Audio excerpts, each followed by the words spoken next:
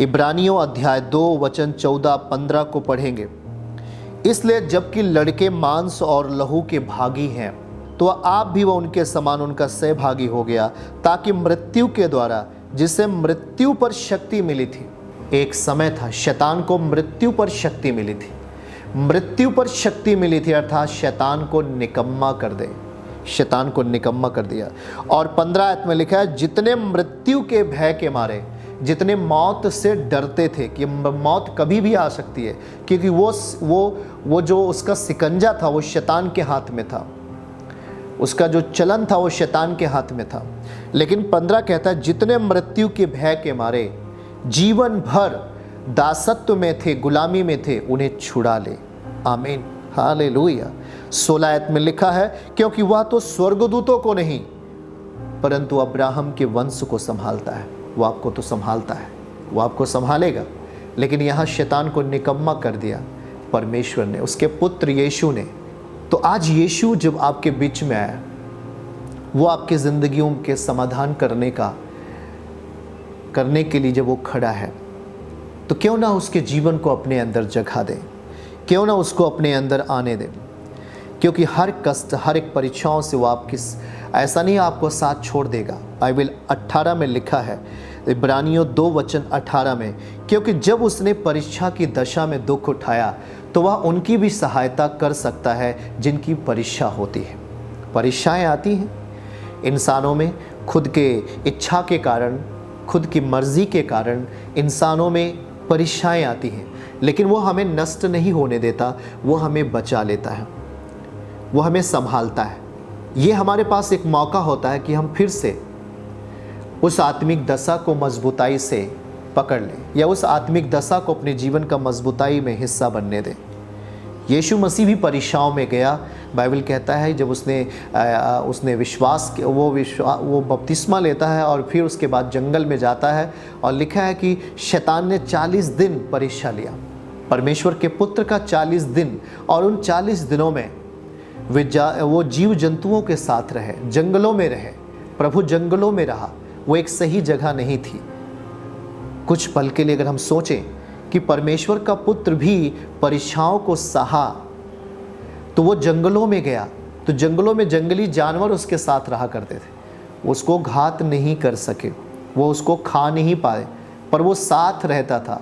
हम कहेंगे कि हाथी, शेर, कुछ भी जानवर उसके साथ, जो जंगल में रहते हैं, सारे जानवर रहते हैं, वो उसके साथ साथ रहते थे, पर वो यीशु को नुकसान नहीं कर सके, यीशु को खा नहीं सके। मतलब परमेश्वर का पुत्र जंगलों में रहा तो उसे कोई नुकसान नहीं हुआ। पर जो परीक्षाएं आती थी, वो हर समय अपने आप को पिता की खोज में रहते थे, वचन की खोज में रहते थे, और वो प्रार्थनाओं में बने रहते थे। और अंतिम समय में लिखा गया है कि परीक्षाएं ख़त्म होती हैं, शैतान उनके सामने से भाग जाता है और स्वर्गदूत आकर सेवा करने लगते हैं। क्योंकि जब उनकी सेवा करने लगते हैं, कौन सेवा करता है? स्वर्गदूत आकर के सेवा करते हैं। तो आज ये भी है कि अगर आपके जीवन में, हमारे जीवन में, किसी के जीवन में कुछ परीक्षाएं आती हैं, तो हो सकता है कि हम जहाँ रखे गए हों वहाँ हमारे लिए वो सही जगह ना हो, पर उस जगह पर भी आपके सारे लोग मित्र बन जाएंगे। और परमेश्वर, यही वचन 18 में लिखा है कि क्योंकि जब उसने परीक्षा की दशा में दुख उठाया, तो वह उनकी भी सहायता कर सकता है जिनकी परीक्षाएँ होती हैं। तो परमेश्वर के प्रिय बेटे बेटियों, खुदावन के साथ जीना अद्भुत है। ईमानदारी, सच्चाई से, पाप से अलग होकर, व्यभिचार से अलग होकर, झूठ फरेब की चाल से अलग होकर, अपने आप को परमेश्वर की सहायता से, उसके वचन की सहायता से हमें प्रभु के सम्मुख आना है। क्योंकि सारी चीज़ें उसके अधीन हैं, सारी चीज़ें उसके वश में हैं, ऐसा वचन में लिखा गया है। इब्रानियों 2 वचन 8 में लिखा गया है कि तूने सब कुछ उसके पाँव के नीचे कर दिया है। वाह, कितनी बड़ी बात है, तूने सब कुछ उसके पाँव के नीचे कर दिया है। इसलिए जबकि उसने सब कुछ उसके अधीन कर दिया है, तो उसने कुछ भी रख नहीं छोड़ा इस धरती के ऊपर जो यीशु मसीह के अधीन ना हो। पर आप अब तक उसके अधीन नहीं देखते हैं, आप नहीं अधीन देख रहे हैं, आप अपने विश्वास को एक सीमित अवस्था में रख दिया है। शायद आपने कहा कि प्रभु ये नहीं कर सकते, शायद आपने कहा कि प्रभु जंगल में कैसे मेरे लिए रास्ता कर सकते हैं, समुद्र को कैसे दो भाग कर सकते हैं। लेकिन जिसने चाहा हाँ वो कर सकते हैं, तो उनके लिए हो गया है। तो आज आप इब्रानियों 2:8 में कि हम अब तक उसके अधीन नहीं देखते हैं, ये आपकी गलती है। प्रभु के अधीन सब कुछ है। जिसने आकाश बनाया, समुद्र बनाया, उत्पत्ति अध्याय 1 में बाइबल में लिखा है उसने सब कुछ बना दिया हमारे आपके लिए। उसने सारी चीज़ें बना दी, सब कुछ उसने बनाया। अगर आसमान बनाया तो उसमें तारों को रख दिया, पृथ्वी बनाई तो पृथ्वी को पेड़ पौधे से भर दिया, समुद्र को बनाया तो उसमें मछलियों को भर दिया, कुछ भी उसने सुनसान नहीं छोड़ा। इतना ख्याल करने वाला पिता आपसे कह रहा है, क्या आप उसके अधीन क्या नहीं देखते? अगर जो चीज़ आप उसके अधीन नहीं देखते हो वही चीज़ें हमें नुकसान करती हैं। इसलिए हमें सब कुछ उसके अधीन देखना हमारे लिए भलाई है, हमारे लिए आशीर्वाद है। परमेश्वर सब कुछ उसके अधीन है क्योंकि उसने सब कुछ बनाया है, उसने सब कुछ मनुष्य के हाथ में दे दिए हैं। हमें यह विश्वास करना चाहिए। हालेलुया। तो आज जो लोग सोच रहे हैं शायद आगे के रास्ते खुलेंगे कि नहीं खुलेंगे, तो मेरे साथ बोलो, बहुत बढ़िया रास्ता खुलने जा रहा है यीशु के नाम में।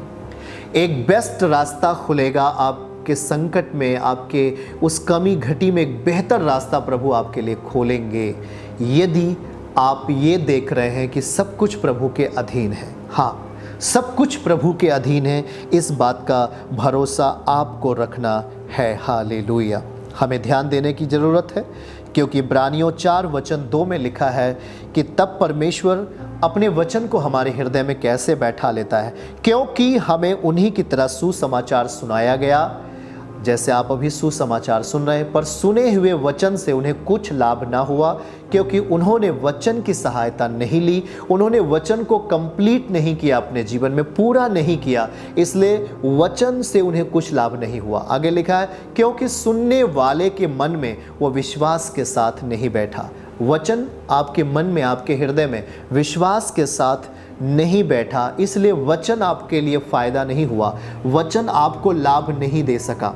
आप ध्यान से सुनना, वचन आपकी ज़िंदगी में जो जा रहा है वो आपकी ज़िंदगी का सॉल्यूशन है, आपकी ज़िंदगी का समाधान है, आपकी ज़िंदगी के तकलीफ़ों का समाधान है। पर हमें ये देखना है, उसको अपने मन में बैठाना है, तब वो पावर, वो जो ज़िंदगी है वचन से, प्रभु जैसा बाइबल में लिखा है हमारे लिए वचन आशीषों का कारण बनता है, हमारे लिए छुटकारे का कारण बनता है। नीति वचन अध्याय 4 में जाएंगे, वचन 20, 21 और 22 आयत को पढ़ेंगे तो वो हमारे लिए छुटकारे का कारण बनता है। वहाँ पर ऐसा लिखा गया है, जब नीति वचन 4 अध्याय वचन 20 को पढ़िएगा तो वहाँ एक अद्भुत बात लिखी गई, हे मेरे पुत्र, मेरा वचन ध्यान दे करके सुन ले और मेरी बातों पर, मेरे वचन को जो है अपने कान मेरी बातों पे लगा। और आगे वचन 21 में लिखा है, इनको अपनी आँखों की ओट ना होने दे और वरन अपने मन में धारण कर ले। मेरे वचन अपने मन में धारण कर ले। क्यों? आगे लिखा है 22 में, क्योंकि जिनको ये वचन प्राप्त होते हैं वे उसके जीवित रहने का और उसके सारे शरीर के चंगे होने का कारण होता है। तो ये है परमेश्वर का वचन जो आपके छुटकारे का कारण बन सकता है, जो आपकी ज़िंदगी को आशीषों में लेके चलने का कारण बन सकता है, जो आपको गुनाहों से बचाने का कारण हो सकता है, जो आपको नशे से आपको बाहर निकलने का कारण हो सकता है, आपकी बढ़ोतरी का कारण हो सकता है, ये एक एक वचन। इसलिए प्रिय भाई बहन, हमें इस वचन की मदद लेनी चाहिए। फिर से इब्रानियों 4:2 हम आपके लिए फिर से पढ़ लेंगे, क्योंकि हमें उन्हीं की तरह सुसमाचार सुनाया गया है, पर सुने हुए वचन से कुछ लाभ ना हुआ। सुने हुए वचन से आपको कुछ लाभ नहीं हुआ क्योंकि सुनने वालों के मन में विश्वास के साथ नहीं बैठा। विश्वास के साथ नहीं, मतलब कि वचन को आपने अपने विवेक में जगह नहीं दिया। यदि यीशु मसीह भी आ जाएगा तब भी आपको सही नहीं कर सकता, आपके जीवन को उत्तम स्थानों पे नहीं रख सकता, या आपके परिवारों में एक अच्छी समृद्धि, संपन्नता, आनंद नहीं दे सकता, क्योंकि आपने वचन को अपनी ज़िंदगी में सही जगह नहीं दिया। वचन जब सही जगह पाता है तो आपके चरित्र में बदलाव आता है, आपका चरित्र बदलता है। आपके चरित्र में ये बदलाव आता है कि जहां आप झूठ बोलते थे आप झूठ नहीं बोलोगे। तो आपने किया क्या? आपने वचन को सही जगह पे रखा। अब आप पहले व्यभिचार करते थे, आप व्यभिचार नहीं करते। किसके भय के मारे? परमेश्वर के भय के मारे। ये वचन आपके हृदय में जगह सही जगह पे पा गया। पहले आप झूठ बोलते थे, पहले आप तमाम प्रकार के अभिमान और घमंड में थे, पर आप अभी ऐसा नहीं करते हैं क्योंकि ये वचन आपकी ज़िंदगी में सही स्थानों पर गया है। तो इसका मतलब आपने वचन को सही स्थानों से सुन लिया है, क्योंकि सुनने वालों के मन में विश्वास के साथ नहीं बैठा। और जब आप सही रीत से काम करते हैं, अपने जीवनों को सही रीत से जीना शुरू करते हैं, तब ये वचन आपके हृदयों में सही स्थानों पर बैठ गया है और आपके जीवन को आशीषित कर दिया है। चर्च की सभी प्रार्थनाओं को और परमेश्वर के दास के द्वारा टीचिंग सुनने के लिए और अपडेट्स को जानने के लिए हमारे इस चैनल को सब्सक्राइब करें और साथ में बेल आइकन को जरूर दबाएं ताकि जब भी लाइव प्रार्थना हो तो सबसे पहले आप देख सकें।